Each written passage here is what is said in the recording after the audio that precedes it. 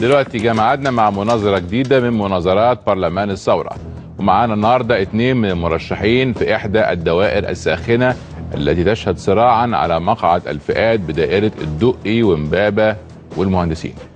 معانا النهارده في 90 دقيقة واحد من قيادات شباب ائتلاف الثورة المسؤول عن ملف الشهداء وأحد مؤسسي حزب التيار المصري اللي تم تأسيسه بعد 25 يناير، ويضم عدد كبير من شباب المنشقين عن جماعة الإخوان المسلمين، وله نشاط اجتماعي كبير في الجيزة، وهو الناشط المعروف عبد الرحمن هريدي. أهلا بك عبد الرحمن. أهلا بك.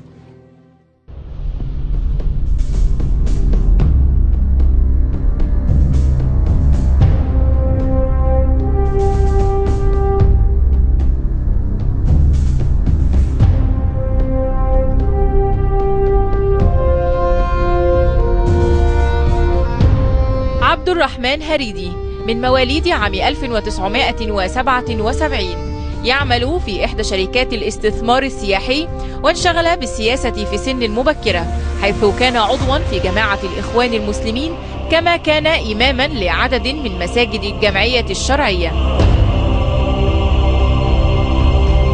بعد ثورة 25 من يناير انضم هريدي لائتلاف شباب الثورة، وأصبح مسؤولا عن لجنة الشهداء والمفقودين ومسؤول التنسيق الأمني مع وزارة الداخلية، ثم شارك في تأسيس حزب التيار المصري.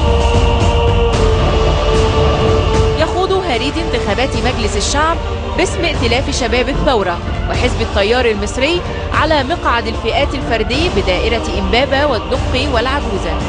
آية راضي، 90 دقيقة، قناة المحور.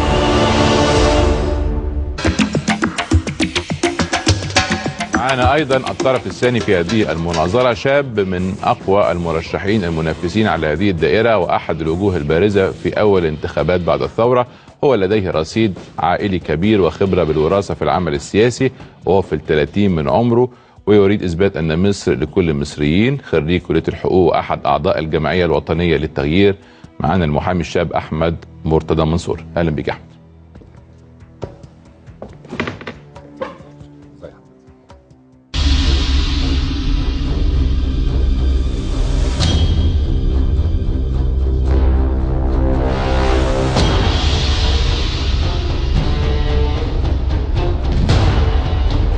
أحمد مرتضى منصور محامي تخرج من كلية الحقوق عام 2004، دخل السياسة في سن مبكرة، فهو نجل المستشار مرتضى منصور، كما انضم للجمعية الوطنية للتغيير.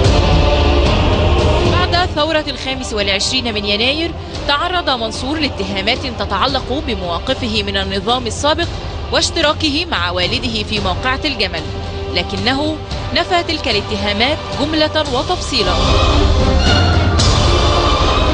يخوض أحمد مرتضى منصور انتخابات مجلس الشعب كمستقل تحت شعار كلنا مصريين على مقعد الفئات الفردي بدائرة إمبابة والدقي والعجوزة. آية راضي، 90 دقيقة، قناة المحور.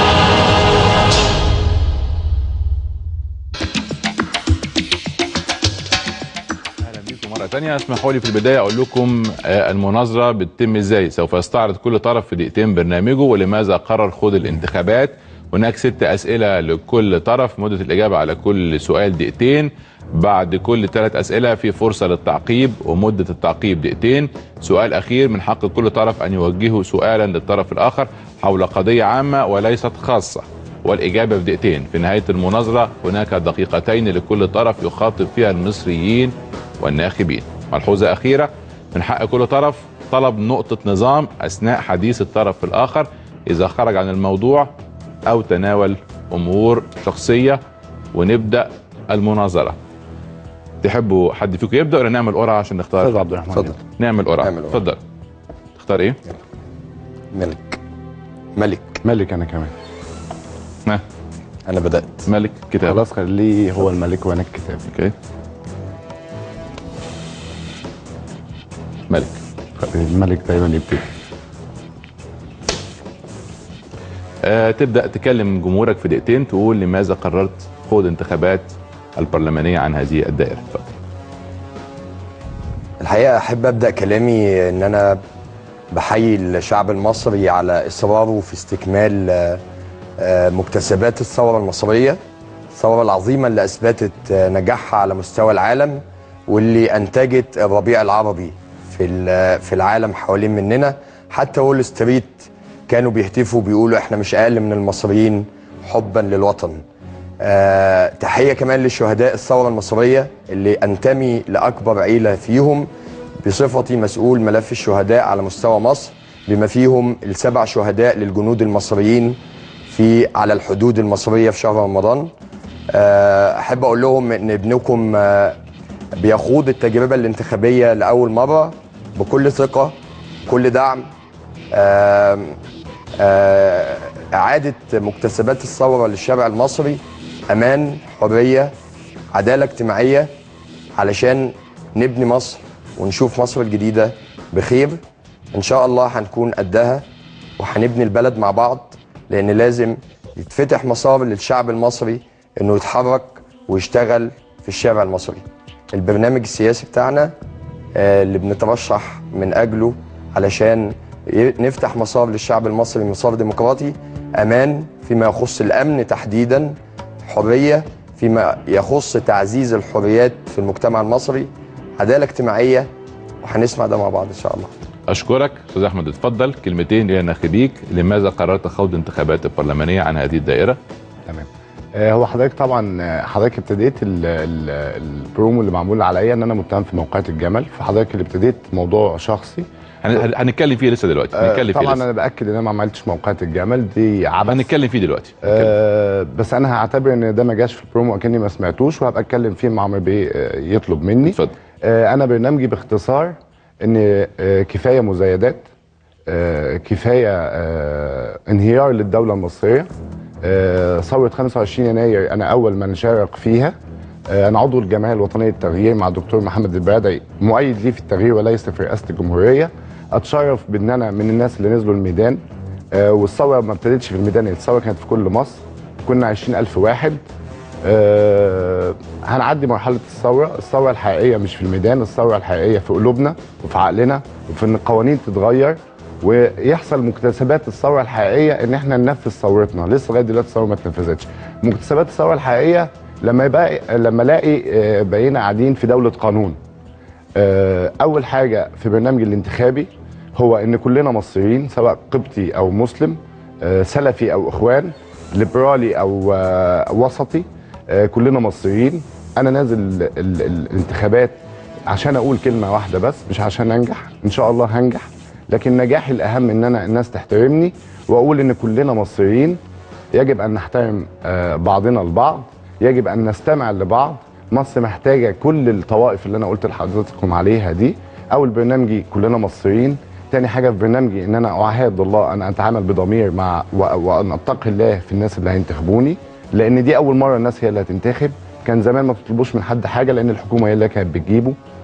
ثلاثه في برنامجي اللي انا شايفه الاهميه القصوى في تطبيق العدل وارجاع سياده القانون للدوله المصريه وتطبيق القوانين بشكل في مساواه. اشكرك يا احمد، الوقت انتهى. السؤال الاول استاذ عبد الرحمن، ليه اخترت انك تترشح في دايره امبابه اللي بيتنافس فيها عدد من وجوه الثوره، ابرزهم عمرو عز والدكتور عمرو الشبكي؟ انت متهم بالرغبه في انتهاز فرصه الثوره لدخول البرلمان باي شكل، حتى لو كان على حساب زملاء الثوره. جايز البعض يشوف ان هم اكفأ منك. اتفضل. اولا انا من مواليد امبابه، واعتز ان انا من منطقه امبابه الشريفه الطاهره، ارض الرجوله والكرم والشجاعه. دي دايرتي اصلا، انا منها. انا رقم 44، تقدروا رقم 44 في الكشوفات. زميلي العزيز عمرو عز رقم 86، دكتور عمرو الشبكي رقم 116. الاثنين كانوا يعلموا تماما ان انا نازل في دايرتي الاساسيه. اشكرك الاستاذ احمد المرتضى، انت احد الاسماء التي وجهت اليها اتهامات في موقعة الجمل، ومع هذا قررت خوض اول انتخابات لبرلمان ما بعد الثوره. مش قلقان ان هذه الاتهامات وايضا معارك والدك السياسيه تقلل من فرصتك في النجاح؟ حضرتك اولا النجاح هو النجاح ان الناس تحترمك وتحبك. انا نازل اوصل فكر، انا مش نازل اتخانق عشان مجلس الشعب. عبد الرحمن يمثلني ويمكن افضل مني، دكتور عمرو الشبكي استاذي ويعلمني. باشمهندس عمرو دراج استاذنا كلنا. مش مهم هتنتخب مين، المهم ان انت تنتخب وتتقي ربنا وانت بتنتخب. لكن انا وقتي ضاع ان انا بدافع عن نفسي في موقعة الجمل. لا، انا عايز استاذن حضرتك، انا متهم في موقعة الجمل اسما، انا لا يوجد اي دليل ضدي في موقعة الجمل، ولن اقبل اذا كان الوالد قبل مجرد اتهامه، فانا لن اقبل اصلا ان حد يتهمني، لان انا مواطن مصري شريف، عمري ما ربطتش حزام، لا انا بربط الحزام، فمش هقتل حد. انا نزلت مع الناس دي، حضرتك تقدر تراجع عمرو سلامه، انا من جايب صورتي هنا انا وعمرو سلامه في الميدان مع بعض، فمش ممكن ابقى مع الدراع اليمين بتاعت البيادعي في الثوره وفجاه اقرر ان انا اقتل الناس. لكن انا مش خايف طبعا، لان انا مش النجاح ده بتاع ربنا، ومتاكد ان شاء الله ان انا هنجح، لان انا عايز افيد بلدي، والاهم ان انا افيد بلدي. بقول لحضرتك انا مش هقبل ان بنتي واولادي يعيشوا في البلد بهذا العيشه اللي احنا عايشينها. احنا نسينا عيشه البني ادمين. انا عايز افيد بلدي، وانا ما عنديش برنامج بالشكل البرنامج، لان مش عايزين نقعد ننظر ونتكلم على الفاضي. معارك والدك السياسيه؟ معارك والدي السياسيه يعني في معارك لوالدي السياسيه، لكن المزايدات اشتغلت بعد الثوره زي ما كانت شغاله قبل الثوره. صدقني حضرتك الثوره ما فيش حاجه فيها تمت. الحزب الوطني زي ما كان في حزب وطني، في حزب دلوقتي بيؤدي نفس دور الحزب الوطني. زي ما كنا بنزايد، انا الوالد يوفط اتقطعت سنه 90 من امال عثمان، انا يوفطي اتقطعت سنه 2011. نفس الناس اللي قطعوها هو نفس فكر الحزب الوطني. انا عمري ما كنت بنتمي للحزب الوطني، ومع ذلك قالوا عليا فلول. انا من مؤيدي البيادعي وقالوا عليا فلول. طب عايز اعرف انا فلول ازاي يعني؟ ما هو تعريف الفلول؟ انا عايز اعرف، ممكن حضرتك تجاوبني يا استاذ؟ اشكرك. استاذ عبد الرحمن، انت كنت عضوا بجماعه الاخوان المسلمين وانضميت لحزب التيار المصري وتركت الجماعه. هل انت شايف ان فكرها القديم لا يتفق مع افكار شباب الثوره؟ انا الحقيقه يعني اتعلمت في جماعه الاخوان المسلمين كتير، واتعلمت في الحي الشعبي الجميل امبابه كتير، وهو تحمل المسؤوليه والاعتماد على النفس. لكن انا الحقيقه حبيت انتمي لاكبر جماعه داخل مصر، هي الجماعه المصريه. فحبيت ان انا اشتغل مع الشارع، اشتغل مع الناس، اتحمل مسؤوليه استلام استاد القاهره بعد مباراه الزمالك والافريقي التونسي. استلمتها من وزير الداخليه علشان ننظم مباريات الدوري. استلمنا كمان المستشفيات العامه علشان نفعل دور الناس ونعزز من دور الشباب، وامنوا المستشفيات العامه بعد التنحي مباشره. وامنا كمان الدكتور عصام شرف وهو داخل الميدان بعد تنحي احمد شفيق، لاني مباشره بتعامل مع انا المنسق الامني لائتلاف شباب الثوره، واردنا ان نقيم حزب سياسي علشان يكون اداه سياسيه في ايد الشعب المصري يستخدمها في احتياجاته ورغباته. الحقيقه انا يعني كنت حريص ان الشعب بعد الثوره العظيمه محدش يزايد على اسلاميته او اتجاهاته. الشعب كله شعب عظيم ولازم يفعل في المرحله اللي جايه، ولذلك حزب التيار المصري هنلاقي فيه توجه اسلامي، هنلاقي فيه يساري، هنلاقي فيه ليبرالي، وهو ده النموذج اللي احنا خرجنا منه من ميدان التحرير كلنا ايد واحده. شكرا استاذ احمد مرتضى. انت قلت انك من مؤيدي الثوره وانك نزلت لميدان التحرير اكتر من مره، طب ليه كنت بتروح ميدان مصطفى محمود وهو الميدان اللي كان متهم بان المتظاهرين فيه هم من ابناء مبارك ومن جماعه اسفين يا ريس؟ حضرتك انا رحت ميدان مصطفى محمود زي ما الملايين راحت ميدان مصطفى محمود. كنا خايفين، الناس كانت، انا يهمني حسني مبارك كان يوم 28 الحمد لله انا والشباب اللي معايا مشينا حسني مبارك الرئيس السابق يوم 28، وكان الموضوع باين ان هو راجل مش قاعد، كان الموضوع منتهي يوم 28. بعد كده دي مزايده، الراجل مشي يوم 28. زي اي شعب، زي الشعب المصري كله نزلنا الميدان تقريبا يوم 2. كان معايا مصر كلها، يعني عايز اقول كابتن حسن شحاته، ممدوح عباس، كابتن حازم امام، كابتن كل مصر، كل فنانين مصر، كل الشعب المصري، كان ناس كتير موجوده هناك زي ما كان في الميدان في ناس. انا نزلت الميدان قلت كلمه حق، ونزلت مصطفى محمود قلت كلمه حق. لم اهين الرئيس مبارك في ميدان التحرير، ولم امجد في الرئيس مبارك في ميدان مصطفى محمود.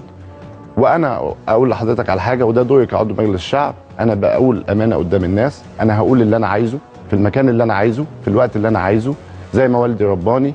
مفيش حد هيغير رايي، مش هزايد، مش هقول كلام اللي حضرتك الناس كلها بتقوله المخلوع ولا مش عارف ايه. الشهداء، انا محامي 37 شهيد. انا اول من قدم بلاغ للشهيد سيد بلال اللي توفى تقريبا يوم 6 قبل 25 يناير. انا مش هزايد، انا نازل اخدم الشعب، نازل اخدم مصر، لان زي ما قلت لحضرتك انا برنامجي هو بنتي وبنت حضرتك وولادنا. الناس دي لازم تعيش حياه افضل من اللي انا عشتها. يمكن انا العقبه الوحيده اللي بتقف في طريقي دلوقتي اتهامي الاتهام العبيط ليا في موقعات الجمال. معلش انا هقول عبيط، كويس ان انا بقول عبيط، لان لما حضرتك يبقى في بني ادم شريف وتقول له انت خاين، فكويس ان هو يعني ما ينفعلش لدرجه ان هو يعمل حاجه ثانيه. فانا كده ماسك نفسي كويس جدا. اشكرك استاذ عبد الرحمن. اذا دخلت البرلمان بخلفيتك الاسلاميه المعروفه، هل ستؤيد ان تنفرد الاغلبيه الاسلاميه في وضع الدستور القائم؟ انا بدايه احب اقول ان انا ضد الاستقطاب الديني. انا ما احبش ان انا اتكلم عن او ازايد على اسلاميه الشعب المصري بكل طوائفه، المسيحيين والمسلمين. انا صديقي العزيز يوم التنحي ما كانش يوم 28 ولا حاجه، يوم التنحي ده كان موجود معايا مينا مايكل دانييل اللي يعرفه كويس. الحقيقه انا مع التنوع داخل البرلمان لتعزيز قيمه في البرلمان المصري. ده اول برلمان بعد الثوره المصريه. انا حابب ان يكون في تمثيل حقيقي للمجتمع المدني والنقابات داخل لصياغه الدستور المصري، مش اتجاه واحد، لان البلد بطبيعتها متنوعه. مهم جدا كلنا او يمثل لصياغه الدستور جميع طوائف الشعب المصري، مهنيين، محامين، اطباء، صيادله، ممثلين، شعراء، باعه، بيئه، تعليم. كل الفرايتي ده او التنوع ده مطلوب لاعاده صياغه دستور يعبر ويعزز من كرامه الشعب المصري. اشكرك. السؤال الثالث استاذ احمد مرتضى، انت قلت انك عضو في الجمعيه الوطنيه للتغيير وانك من مؤيدي الدكتور البرادعي. اولا ليه بتأيد البرادعي؟ واذا اعلن والدك المستشار مرتضى منصور ترشحه للرئاسه امام البرادعي، لمن تعطي صوتك؟ لا لمرتضى منصور. يعني لو دكتور محمد او مرتضى منصور، لا مرتضى منصور. لا انا كنت مؤيد للدكتور محمد البرادعي في التغيير مش في الرئاسه. لكن ان شاء الله يمكن ينزل حد افضل من مرتضى منصور والبرادعي، لكن لو حضرتك بتقارن بين الاثنين يبقى مرتضى منصور. انا بستاذن حضرتك في حاجه. انا شايف ان استاذ عبد الرحمن ما شاء الله هو بيطرح برنامجه، وانا دايما متهم في خانه كده، فانا هبتدي اطرح برنامجي كويس. انا برنامجي باختصار زي ما قلت لحضرتك، اول حاجه وحده مصر، مش عايزين نتفرق. زي ما استاذ عبد الرحمن يمكن هو بيقول نفس الكلام اللي انا بقوله، يمكن بيقوله بشكل افضل. التنوع ده مطلوب. انا ضد الحزب الواحد زي الحزب الوطني ما كان موجود. انا عندي برنامجي بيتمثل في تشريعات محترمه ان شاء الله. دستور، نحط دستور عقد اجتماعي جديد للمصريين كلها تقدر تعيش في البلد دي. برنامجي دستور، قوانين محترمه مش مشبوهه. برنامجي عدل وصحه وتعليم بتفاصيله اللي كلنا عارفينها. حضرتك احنا عندنا يمكن امبابه، هو استاذ عبد الرحمن من امبابه، انا ابن امبابه وابن العجوزه وابن الدقي، مش ابن، لان انا ابن مصر. فمفيش حد، مصر محتاجانا كلنا، محتاجه عبد الرحمن ومحتاجاني. ان شاء الله باذن الله. انا يمكن الاضافه في برنامجي ان انا عايز اعمل كل حاجه بايدي، مش هسيب اي حاجه ما اعملهاش بايدي. وده يمكن خدناه من روح ثوره 25 يناير، ان احنا كنا واحده واحده. انا برنامجي ان انا انزل الشباب، عايزين ندور على افكار غير تقليديه. حضرتك بتشوف الدول المتقدمه زي الامارات او تركيا، افكار غير تقليديه نقدر نعين بيها. احنا عندنا البطاله في امبابه لوحدها تتجاوز ال 40,000 مواطن. عايزين نلحق ان شاء الله في خلال ال5 سنين دي نحل مشاكل على قد ما نقدر. انا مش من انصار ان عضو مجلس الشعب ينزل اكتر من دوره. عايزين نحط حد اقصى لعضو مجلس الشعب ان هو ينزل فيه زي رئاسه الجمهوريه. اشكرك. اتفضل. ودلوقتي حق حضراتكم في التعقيب لمده دقيقتين لكل طرف على محاور المناظره، ونبدا بالاستاذ عبد الرحمن. اتفضل. مش عارف حسني مبارك رئيس المخلوع مشي يوم 28 يناير ازاي؟ فهل في معلومات ان هو سافر بره مصر في الوقت ده؟ ممكن احمد مرتضى منصور يقول لنا هو كان اقرب للمعلومات.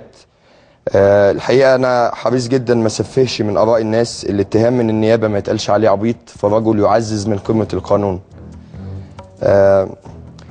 مساله عاوز يعمل كل حاجه بايده. فين الشعب؟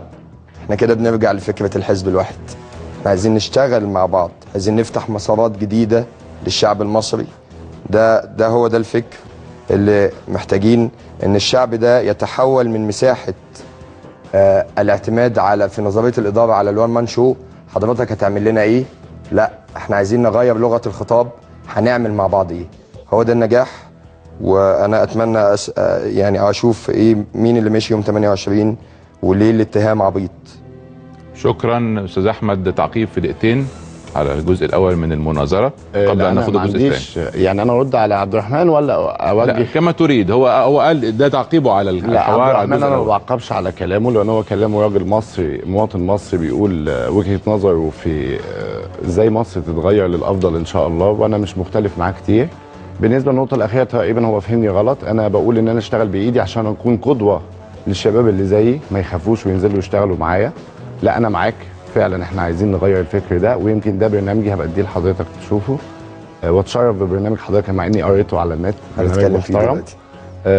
لكن بالنسبه لرحيل الرئيس مبارك، الرئيس السابق مبارك، كان يوم 28. ليه مش المخلوع؟ من فضلك من فضلك، ممنوع المقاطعه. اتفضل.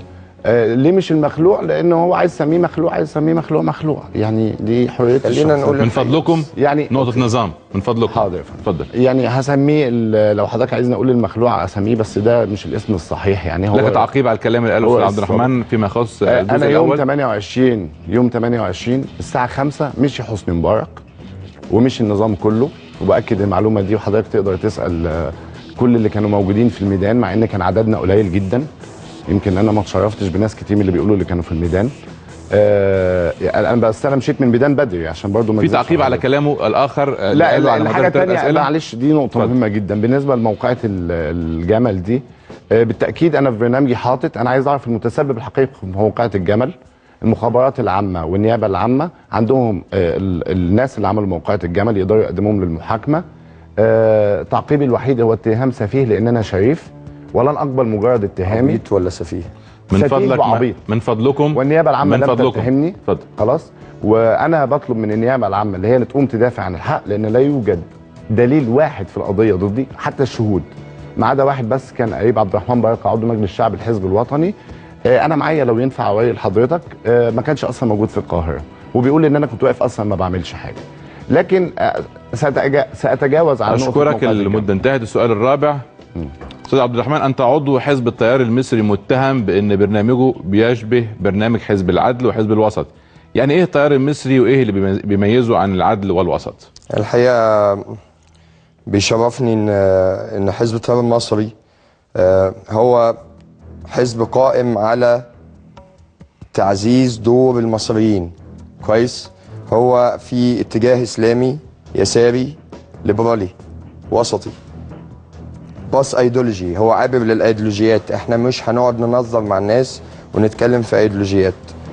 ده مش اتهام، انا شايفه دي حاجه ايجابيه، واي حزب بيقدم نموذج جديد ده شيء ايجابي. وما بعد الثوره دائما وابدا نجد فعاليات ونجد نظريات جديده. حزب التيار المصري حزب يعزز للتيار الرئيسي المصري، وده كان كتاب ونظريه للمستشار المحترم طارق البشري سنه 96. واحنا خدنا من النظريه دي اللي كانت بتميل اشبه لثوره 19. هو ان الحاله دي لما بتدرس هو ان الشعب المصري لما بيجتمع حوالين اهداف دون استقطاب خاص باتجاه معين او حزب معين، هو بيتجمع حوالين اهداف، ساعتها الشعب كله بيتحرك. وده اللي حصل لما حصل خلاف ما بين الحزب الوطني بقيادة مصطفى كامل وما بين الأحزاب الأخرى وما بين الجماعات الإسلامية اللي كانت موجودة ضد الاحتلال الإنجليزي. لما قام الوفد، مجموعة الوفد المتمثلة في سعد زغلول باشا،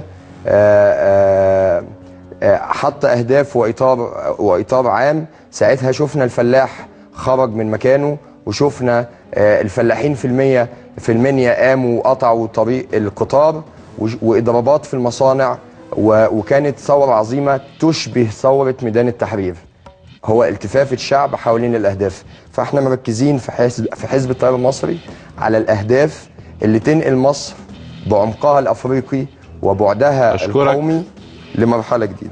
أستاذ أحمد، شعار حملتك الانتخابية كلنا بنحب مصر، هل أنت شايف إن في تيارات معينة ما بتحبش مصر وموقفك منهم إيه؟ لا، أنا شعار حملتي الانتخابية كلنا مصريين. لا، الناس كلها بتحب بعض الحمد لله، ولكن هي المشكلة إن حصل اختلاف، ممكن نسميه ايديولوجي بقى، ولا يعني في الافكار في المجتمع المصري بعد الثوره اصبح فيه مؤيد ومعارض، مع ان كلنا اول يوم 25 28 كنا مؤيدين للثوره. فانا شعاري ده يعني حطه عشان اقول ان بننحي كل الخلافات جانبا، كل واحد ليه فكره يقول رايه والراي الاخر، ولكن في الاخر كلنا مصريين يجب ان نحترم بعضنا البعض. ولا مش شايف ان في تيار بيكره مصر، لكن في ان احنا محتاجين دلوقتي ان احنا الاول نبقى واحد، ونعرف ان احنا واحد، وان الانتخابات دي تعدي على خير ان شاء الله، وده نجاح ان شاء الله، ان انا اخلي على الاقل ان الانتخابات عندنا في الدقي والعجوزه وامبابه تعدي على خير، والناس تنزل ويبقى فرح ان شاء الله. عبد الرحمن يكسب، دكتور عمرو، اي حد يكسب، في الاخر يبقى الناس انتخبت وقالت ارادتها. ولكن انا بتمنى ان اي حد ينجح. البرنامج بتاعي وبرنامج عبد الرحمن وبرنامج دكتور عمرو، كل البرامج توضع امام انظار من ينجح وينفذها، لان في الاخر انا بقول لحضرتك البلد دي بلدنا، بلد بنتي، هنفضل عايشين هنا، فلو سمحت انا عايز بنتي واولاد حضراتكم يعيشوا حياه افضل. اشكرك. السؤال الخامس استاذ عبد الرحمن، اذا اصبحت عضوا في البرلمان هتبطل تنزل ميدان التحرير وتسعى للتعبير عن ارائك تحت القبه فقط؟ ولو ثوار التحرير استمروا في تنظيم المليونيات وكانت اغلبيه البرلمان شايفه انها بتعطل الانتاج وضد الاستقرار، هتختار تكون ايه؟ برلماني ولا ثوري؟ هكون برلماني ثوري. ميدان التحرير هو اللي جمعنا، وهو السبب ان النهارده انا واحمد مرتضى موجودين على الهوا بنتكلم في برامج سياسيه، بنتكلم بحريه. فلولا ميدان التحرير ما كناش واقفين النهارده في المكان ده. هي دي الحريه، ده ميلاد ومؤشر لميلاد دولة مصر الديمقراطية. الأمر الثاني، الشق الثاني في السؤال، حضرتك بتقول إيه؟ هتنزل ولا هتختار تكون تحت القبة نائب وتعترض على المليونيات؟ أنا دايما في جزء حضرتك قلته تعطيل الإنتاج. أنا بس حابب أسأل كل مواطن موجود قدامي دلوقتي وإحنا موجودين في الاستوديو، في منتج قدامنا شايفينه مكتوب عليه صناعة مصرية وبنعتز بيه، أي إنتاج واقف؟ هتقدر تقول حضرتك مصالح؟ أنا قلت لك إذا أغلبية البرلمان شايفة إنها بتعطل الإنتاج وضد الاستقرار، هتختار تكون إيه؟ برلماني ولا ثوري؟ لا، هكون ثوري. برلماني. أنا مؤمن بالثورة الديمقراطية، وعشان كده موجودين النهاردة في انتخابات، نازلين نتكلم مع الناس، لأن احنا بننتمي إلى الشعب المصري. ميدان التحرير طالما اكتمل فيه مليونية، إذن الشعب يريد، وكلمة الشعب يريد هي كلمة فوق الدستور مش فوق البرلمان.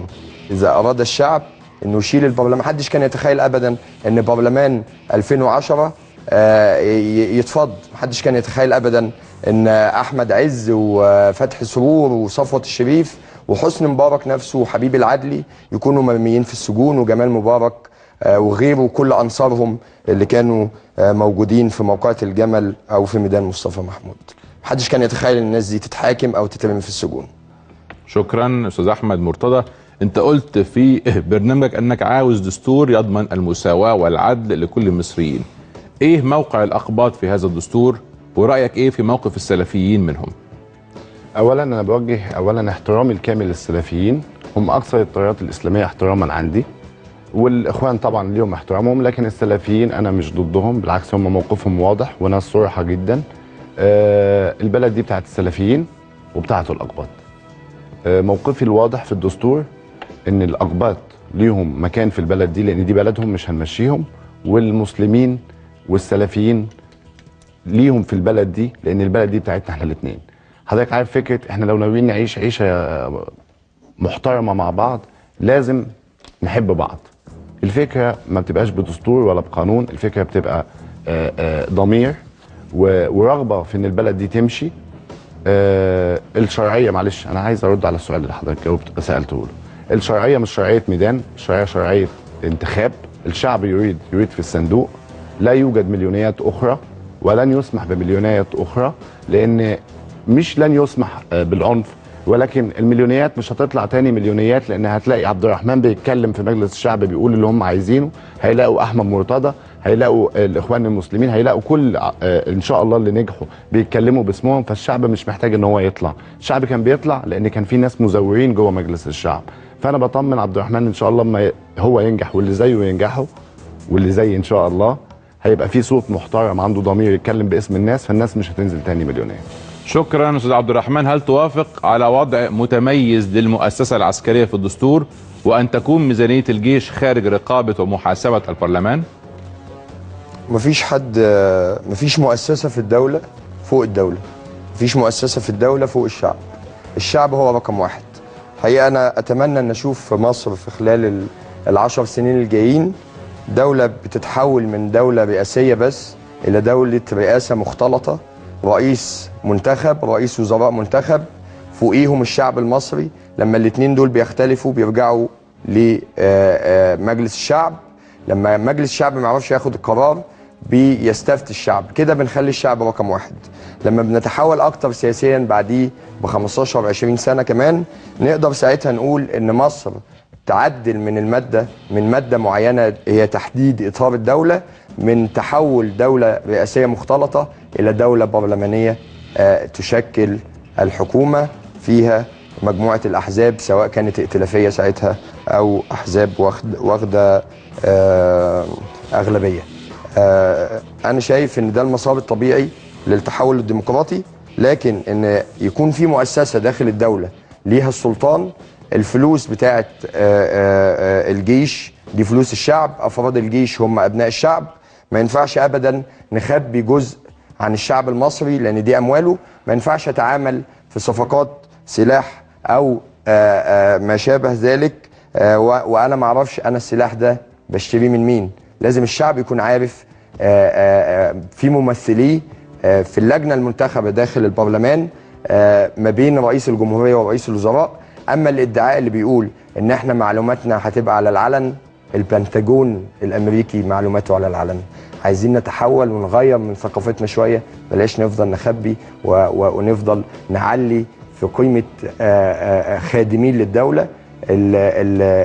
الجيش المصري في الدستور، في نص الدستور، هو خادم شكرا الشعب. استاذ احمد مرتضى، ايه رايك في اداء المجلس العسكري حاليا، وهل تؤيد من يطالبونه بان يترك السلطه للمدنيين فورا؟ لا حضرتك، انا لا اؤيد الانتقال الفوري للسلطه للمدنيين. يعني مجبر اخاك لا بطل زي ما عبد الرحمن قال. احنا قدامنا طريق هم رسموه، انتخابات مجلس الشعب ثم انتخابات رئاسه الجمهوريه بعد وضع الدستور. انا موافق على الكلام ده لان حضرتك دلوقتي هي المؤسسه الوحيده اللي فاضله. انا عارف ان المجلس العسكري به ممثلين من النظام السابق، ولكن ليس معنى انه من النظام السابق انه كله فاسدين او به فاسدين. المجلس العسكري بأيده في بعض المواقف بالتاكيد، له مواقف محترمه جدا، ولا أؤيده في البعض الاخر، ولكن في الاخر احنا في مركب واحد، ملناش طريق نعديه غير كده. ما اقدرش اشيل المجلس العسكري دلوقتي. هجيب مين؟ هجيب الثوار؟ طب استاذ عبد الرحمن من الثوار. يشرفني ان انا اكون موجود ومدي ايدي للشعب. ارجو عدم التعقيب من فضلكم. لازم انقله النقله دي. تمام يا فندم، هقول لازم من فضلكم نلتزم بقواعد المناظره. اتفضل. انا مش معترض، هو بيقول كلام. الثوار دول هم اللي جابوا المجلس العسكري. وقتك ثانيه واحده، في وقتك لو سمحت. اتفضل. طب ما انا من الثوار. من هو مصطفى من فضلك او سمحت، ارجوك لو سمحت. من سيحدد من السائر ولا من ليس السائر؟ انا من الثوار، وممكن اقول على استاذ عبد الرحمن دلوقتي فلول. هو ايش عرفه؟ وايش عرفني؟ فلول الاخوان. انما الاعمال بالنيات. صحيح ولا لا؟ من فضلكم مفيش تساؤلات. اتفضل قول ردك خلال المده الزمنيه بتاعتك. ما تقدرش دلوقتي تشكك في وطنيه حد. انا ما اقدرش اشكك في وطنيه عبد الرحمن، ولا عبد الرحمن يقدر يشكك في وطنيتي. المجلس العسكري له دور مؤقت، وعلى ما اعتقد بعد اللي هو شافه مع مبارك، لا هو اللي عايز يسيب السلطه ويمشي، وانا متاكد ان هو هيمشي ويسيب السلطه في اسرع وقت. انا مع المليونيه اللي تمت عشان الانتخابات الرئاسيه، ولا كنت افضل انها تكون بعد انتخابات مجلس الشعب، لان ما كانش ليها دور في الوقت ده، غير ان في 30 شهيد ماتوا بس تقريبا او 18، ما اعرفش، 44 شهيد. فالمجلس العسكري دوره زي اي مؤسسه قابل للانتقاد، ولكن هذا هو الطريق الوحيد. اشكرك، وقتك انتهى. من حق حضراتكم دلوقتي تعقيب تاني لمده 3 دقائق، ونبدا بالاستاذ عبد الرحمن ثم الاستاذ احمد، وده قبل تبادل الاسئله. اتفضل تعقيب ثم تعقيب الاستاذ احمد، اتفضل. طب احنا مش هنتكلم في البرنامج، مش هنتكلم في البرنامج السياسي. تعقيب اتكلم في اللي انت عايزه. طيب انا حريص الحقيقه ان انا استغل الوقت ده واتكلم مع جمهوري مباشره عن البرنامج السياسي امان حريه عداله اجتماعيه. مفيش كلمه خوف هتتقال تاني، اتكررت كلمه خوف حوالي 4 مرات من احمد مرتضى منصور. مفيش كلمه خوف، خلاص الكلمه دي شلناها من القاموس بتاعنا. محتاجين نتعامل مع الموضوع بشويه فكر وشويه اداء عالي شويه. انا محتاج الامان هو الثمره بتاعت الامن. وزاره الداخليه ليها ادوار محدده، وده البرنامج اللي انا نازل عشانه. وزاره الداخليه بتأدي 80% مش من ادوارها. مهم جدا تعمل 3 ادوار عشان تحقق الامان، هو الامن الجنائي، حفظ المنشآت، تنظيم المرور، ما لهمش دور رابع. وزاره الداخليه بتنظم رحلات الحج وده مش دورها. وزاره الداخليه بتستخرج حضرتك منها البطاقه الشخصيه وشهاده الميلاد، وده دور وزاره العدل. مصلحه الاحوال المدنيه ده في الهيكل بتاع الدوله. وزاره الداخليه فيها مباحث الاموال العامه، ده مش دورها، دي سلطه تنفيذيه، ده دور وزاره الماليه. وزاره الداخليه كمان بتطلع جوازات السفر، ده مش دورها لانها داخليه، ده دور وزاره الخارجيه. بيبقى في ممثلين منهم لكن ده مش دورها الاساسي. اذا هم بيقوموا بادوار مش من ادوارهم الحقيقيه علشان الخوف على اولاد الاستاذ احمد. انا بتكلم عن الشعب المصري كله علشان نجيب استثمار ويبقى في تعليم ويبقى في اقتصاد واضح. تفعيل دور النجدة في الامن الجنائي. تاني حاجه حفظ المنشآت الهامه. تالت حاجه تنظيم المرور ووضع خطط مروريه، لان اي دوله فيها عجز في المواصلات والاتصالات مش هيقوم عليها استثمار ولا انتاج. الثوار ما بيعطلوش الاستثمار او الانتاج. تاني حاجه الحريه، حريه الراي، حريه التعبير. بس في حريه راشده كمان وحريه مسؤوله. في مهن ملهاش ظهر في البلد. خليني اتكلم بشكل بسيط. السباك، النقاش، اللي بيشتغل في البناء، طائفه المعمار، وده عددهم في الدايره بتاعتي في امبابه وارض اللواء وميت عقبه وعزبه المطار 1,200,000 مواطن. اصحاب ورش سمكري ودوكو ونقاش. الناس دي محدش فكر فيها في يوم من الايام. لو السباك وقع من المنور وجاله شلل نصفي، مين هيصرف على عياله؟ مين هيقف جنبه وهيتعالج فين؟ في ظل الحريات ننشئ النقابات الحرة لأصحاب المصالح المشتركة من الحرفيين وبفلوسهم مش بفلوس الدولة. 1,200,000 مواطن، هنقول مليون بس علشان نظبط أرقام مظبوطة. 50 قرش في اليوم، ساعتها يقدر يتعالج في دار الفؤاد من كل مواطن. 50 قرش في الشهر ب 15 جنيه، يعني في السنة 165 جنيه. شكرا جزيلا. في مليون مواطن 165 شكرا جزيلا. استاذ احمد 3 دقائق، اتفضل تعقب فيهم. حضرتك برضه انا هستغل الوقت في ان انا اقول برنامجي لان انا ما قلتوش. زي ما قلت لحضراتكم انا شايف ان مشكله مصر تتمثل في العداله، سواء العداله الاجتماعيه او العداله القانونيه. محاكم محترمه، منظومه قضائيه محترمه مكونه من القاضي والمحامي وضابط الشرطه، كل يؤدي دوره. مع تعليم حقيقي، تعليم ما بيتاجرش باولادنا، دروس خصوصيه. والراجل بدل ما بيدفعش فلوس تقول له تعليم مجاني، وهو في الحقيقه مش تعليم مجاني، لا بيدفع دروس خصوصيه بتبقى اكثر من مجانيه التعليم. مع مستشفيات، مستشفى حقيقيه تعالج فيها دكاتره فعلا بيعالجوا مش دكاتره ما بيعالجوش، فيها بني ادم بيخش بيحترم ادميته، مستشفى ما تلاقيش حضرتك ملوثه. خلاص انا مع قانون معاشات محترم جديد يؤمن المعاشات للناس الكبار في السن والتامينات. النقطه الاخيره وشايف اللي هي الاهم اللي الاستاذ عبد الرحمن قال عليها، ان هو ان انا هشتغل بايدي، ساكون عضو مجلس الشعب عارف دوره التشريعي وعارف دوره الرقابي، وعن طريق دوره الرقابي ده اقدر ادي الخدمات ان الشوارع تبقى مرصوفه والناس تشتغل، والخطه الاستثمار للدوله وازاي هم عملوا قوانين محترمه تنمي الاستثمار في مصر. انا مع الحريه زي ما استاذ عبد الرحمن قال، والعدل والمساواه، الفرق بيني وبين الاستاذ عبد الرحمن هو الاسلوب وازاي هنغير، لكن هو نيته حسنه وانا نيتي حسنه. انا بقول للناس انتخبوا اي حد، كلنا عارفين مشاكل مصر اللي هو اتكلم عليه، مشاكل المطار عندنا في امبابه، مطار كبير جدا، ارض واسعه مش عارفين يستغلوها، نعمل فيها ايه؟ دي اعتقد ان هي حل المشاكل منطقه المطار. عندنا في سوق السيراميك في بلوك 102 الميه، البني ادمين بيناموا في الميه تحت البدروم، واستاذ عبد الرحمن ادرى بامبابه اكتر مني. انا ساكن هناك. ما انا بقول حضرتك ادرى مني اكيد، لكن المهم نبتدي، انا ابتدي او هو يبتدي، المهم نبتدي. انا ساتجاوز دايما عن الاستاذ عبد الرحمن لما بيقول لي موقعة الجمل، لان انا زي ما قلت لحضرتك هو اصلا لا يجوز لي اتهامي زي ايه ما هو قال. انا بقول له انت فلول، فقال لي انا من الاخوان المسلمين، فانا لا بقول انا فلول الاخوان. انا ازاي فلول وانا ابن مرتضى منصور اللي وقف ضد زكريا عزمي وضد احمد عز وضد احمد نظيف واتسجن كتير جدا زي ما الاخوان المسلمين اتسجنوا. مرتضى منصور وقف جنب خيرت الشاطر لو حضرتك ما تعرفش، بس ما حدش بيشتم فيهم. لا الناس محترمين بالتاكيد، ناس محترمين. لا وانا والدي ما حدش بيشتم فيه، والدي راجل محترم.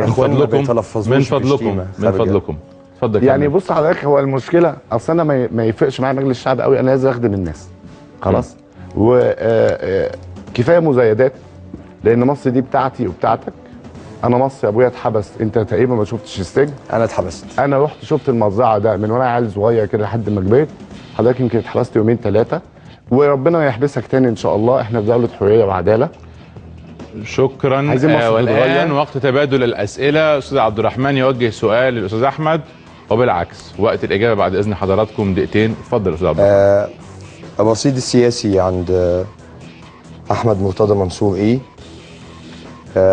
احنا ما سمعناش عنه غير، او الناس ما بتسمعش عنه غير ميدان مصطفى محمود. ايه قبل كده وايه قبل البمدعي؟ هل كان في رصيد سياسي؟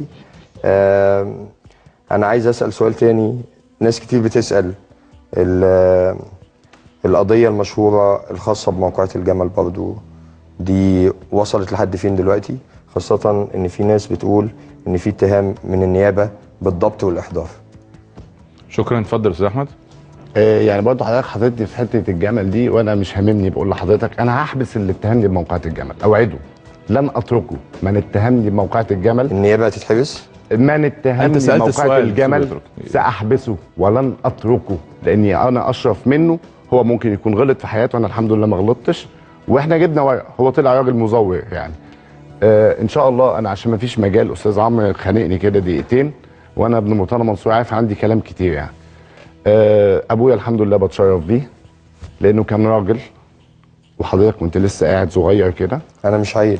لا حضرتك دلوقتي راجل محترم. انت يا ريتك من فضلكم ممنوع التشابك بالكلمات. من فضلكم يا ريتك تبقى زي استاذ احمد، استاذ عبد الرحمن، وانا يشرفني من فضلكم مش عايز تعقيب على موقعة الجمل دي. موقعة الجمل دي لا انا الحمد لله انا برضو لا انا محامي. لا حضرتك ما تشرفش انت محامي. من فضلكم نلتزم بقواعد المناظره والا انهي المناظره. من فضلكم استاذ عبد الرحمن محترم وانا بعتبره لانه راجل محترم. اتفضل. وعلمني ازاي اكون راجل، وعلمني انزل الميدان واقول لحضرتك اذا كنت انت بتقول ان انت سائر فانت لست سائر حق، لانك تهين الاخرين. اسمعني بس. انا من فضلك يا استاذ عبد الرحمن هضطر انهي مناظره. نقطه نظام حضرتك. انت جايبني تقول لي جمل. اتفضل جمل القاضي ده انا هحبسه. اتفضل رد في مدتك. اتفضل. انا بوعد الناس ان انا هحبسه لانه طلع مدخل ابنه النيابه بالتزوير. لا يوجد سمه دليل ضدي. يا شعب مصر انا ان شاء الله باذن الله هنجح او هسقط. عايز حضرتك بس تخاف على البلد، وعايز حضرتك ما تولعش وزاره. انا بس مش هسيب دم الشهداء. دم الشهداء انا اللي هجيب. من فضلك يا استاذ عبد الرحمن نلتزم. ليه في تعقيب تاني كل واحد من فضلكم نلتزم بالقواعد. خليكم متحضرين. اتفضل يا استاذ احمد. انت اللي قتلت الشهداء. ده اتهام على الهواء. انا بتهم حضرتك ان انت اللي قتلت القانون، وحضرتك بتتهمني ان انا اللي قتلت الشهداء. انا ما بتهمكش، انا بردد كلام الناس. بص حضرتك كلام الناس شعب بقول لك الناس وزهق من اللي حضرتك بتقوله ده بصراحه، واحنا عايزين نشتغل. قاضي مزور. الاجابه انتهت. السؤال انتهى. سؤال الاستاذ احمد. استاذ عبد الرحمن من فضلكم يا استاذ احمد، يا استاذ عبد الرحمن، يا استاذ احمد، حضرتك كفايه استاذ احمد من فضلك. استاذ احمد هضطر انهي المناظره اذا استمريتوا انتوا الاثنين. من فضلك سؤالك يا استاذ عبد الرحمن. اتفضل. مش عايز اساله على ايه؟ انا ما اعرفوش. والاجابه في دقيقتين. انا ما اعرفوش. هو راجل محترم محامي محترم يشرفني وعلى راسي. دقيقتين لو سمحت. ما اعرفوش وانا ما اعرفش برنامجه. واعتذر للقاضي قاضي التحقيق في قضيه موقعة موقعة الجمل بصفتي مدير الحوار، انا بعتذر بصفتي مدير الحوار. انت تقول وانا اعتذر. اتفضل. اتهمني ساحبسه لانه اتهم على مسؤوليتك هذا الكلام. ابويا كان راجل محترم على مسؤوليتك زي ما استاذ عبد الرحمن. استاذ احمد على مسؤوليتك، نحن نجل قضائنا ونحترمهم. انت راجل محترم. سؤالك يا استاذ عبد الرحمن، خلينا نحترم بعض. عيب ان انت تفضل تقول لي سؤالك استاذ احمد. سؤالك انا اللي بقول دي يا استاذ احمد. سؤالك هضطر انهي المناظره. سؤالك ليه؟ اتفضل. هساله اقول له ايه؟ ما اعرفوش والله. استاذ عبد الرحمن اول مره اتشرف بيه. اساله. اتفضل. مش عايز اساله برنامجه وهدوء لو سمحت. ممكن اكمل. لو انا نجحت لا سؤاله لو انا نجحت باذن الله هطبق جزء كبير من برنامجه، لان ده برنامج محترم، وهطبق برامج الناس كلها. وانا بقول للناس للي مش هينتخبني، عندكم دكتور عمرو الشبكي محترم، دكتور عمرو دراج، عبد الرحمن محترم، المهم تنزلوا وتنتخبوا. لو انتم مصدقين الكلام العبثي اللي الاستاذ عبد الرحمن بيقوله بتاع النيابه بتتهمني، لا النيابه لم تتهمني. وليه الالفاظ دايما خارجه عندكم؟ ليه حضرتك هو عبثي؟ ليه عبثي يعني؟ والان كل واحد من حقه يكلم جمهوره من الناخبين في حدود دقيقتين يقول له برنامجه الانتخابي ايه. اتفضلوا استاذ عبد الرحمن. اتفضل. ثم استاذ احمد. من الواضح ان في فرق كبير في الثقافه في التعامل مع الثوار. يا استاذ ما فيش حاجه اسمها ثوار. انت مصدق؟ انا بتكلم مع الجمهور. احنا نزلنا الميدان يا استاذ، احنا كنا 20,000 واحد. انا ما شفتكش. نقطة نظام يا احمد. علاء الاسواني كان في الميدان. نقطة نظام يا احمد. نقطة نظام يا احمد. استاذ عبد الرحمن. استاذ احمد. استاذ عبد الرحمن. استاذ احمد من فضلك يا جماعه ارجوكم. يا استاذ عبد الرحمن. يا استاذ احمد خلينا متحضرين في المناظره يا جماعه. شفت لما ابويا اتحبس يا استاذ احمد. يا استاذ عبد الرحمن قال له 3 سنين حبس. انت كنت يا استاذ احمد. يا اخي كفايه مزايدات. لما جدتي اتضربت بالنار من امن الدوله انت الناس دي دايما كده بيقطعونا عن اهلنا. عايز اكلم جمهوري يا بيه. جمهورك هو جمهوري، جمهوري هو شعب مصر، وجمهورك هو شعب مصر. استاذ عمرو احترم خصمك حتى تكون بني ادم يحترمك الاخرين. استاذ احمد هخليك تتكلم بعديه على طول. استاذ احمد هتاخد حقك في الكلام. اتفضل. استاذ عمرو ما يتهمنيش بالفلوس. ارجو ان الكلام بتاع حضرتك يكون استاذ عمرو انا بقول لحضرتك تاني اللي هيتهمني بص على حضرتك يوفطي اتقطعت. انا فلوسي مش حرام. ده من حقك. الاعتراض مقبول. انا فلوسي مش حرام. انا لازم اخدم الناس. اذا كان الناس عايزه البرنامج الانتخابي طبقا لقواعد المناظره انا او هو. لكن هو يفضل يتهمني موقعة جمل وفلول والكلام الغريب ده. يا باشا اقول لك انت عايز اقول لك نفس الكلام بعد كلام. لقد قتلوا الشهداء مليون واحد. الشهداء ماتوا. انتوا ضيعتوا حق الشهداء يا استاذ احمد. يا استاذ عمرو انا مش هسكت. انتوا ضيعتوا حق الشهداء. انتوا ضيعتوا حق الشهداء يا اخي. يا اخي اتق الله. انتوا ولعتوا في البلد. انتوا ولعتوا في وزاره الداخليه. يا اخي كفايه. ده طلعت عليها المهدي قلعت هدومها. يا اخي خلي المصريين الوسطيين فعلا يعيشوا. يا اخي اتق الله واسمع كلام الاخوان المسلمين. شوف المرشد العام للاخوان المسلمين. شوف حسن البنا كان بيقول ايه. يا اخي الاخوان المسلمين بتتبرأ من كل اتهام ومزايده انت بتتهمها. يا اخي اتق الله. طيب ارجوكم نعود الى المناظره. اتق الله يجعل له مخرجا. لك دقيقتين. اتفضل. لا مش هسيبه يقول دقيقتين يقعد يقول جمل وكلام. لا مش هسيب انت ليك دقيقتين يا استاذ احمد. هو انت جايبني البرنامج ده عشان اقعد اقول انا متهم في موقعة جمل. انا جزمتي اشرف ممن اتهمني. حضرتك لن يقبل. انا مضطر ان انا انهي هذه المناظره. انا شريف وابويا شريف. تم الانتهاء من هذه المناظره. انتهت المناظره. طب ما حضرتك كنت فلول. ينفع اقول لك كده؟ حضرتك كنت فلول. هذا غير مقبول. تم انهاء المناظره. كفايه مزايدات على بعض. كل مصر كانت بتعيش